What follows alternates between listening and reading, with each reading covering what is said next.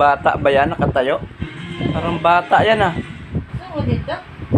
Ay, oo. Bata ba yan? O ano yan? Orangutan? Dali. Ayos ah. Ay, baba ka na. Baba na doon. Baba na, tama na, isa lang. Mainit ka. Oo. Sige. Oo.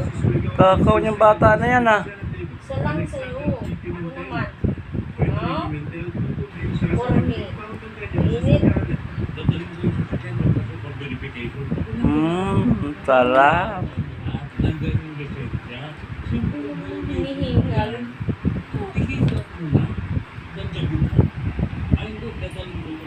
Pinisyon din ang mga polis baka hindi siya ang sakay ng sasakyan.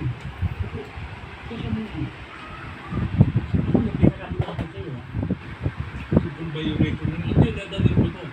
Pwede natin pag-usapan. Grabe naman hingal mo. Nagpakilalang pulis. Grabe naman hingal mo. Paniligo ko lang. Ako, dadalhin mo. Bodos lang yan para magkatnap. Kay Guantasi Pimentel na ipapaalam niya kay Philippine National Police Chief General Jose Melencio Marcados Jr. ang panguhuli hanggang sa pinakawalan na ang kanyang driver. Sige na, bibigyan kita dahil nag-believe ka na ano. Kilo daw. Yung kala ko bata. Put-put pala yan. Itong linggo rin na biktima si Alias B. Mainit pot. Tapos hanapan ng civil engineering permit. Kaugnay na itinakabit nila sa Mindanao. Umakit na lang. Mainit daw. Nilagay mo hindi daw sa plato.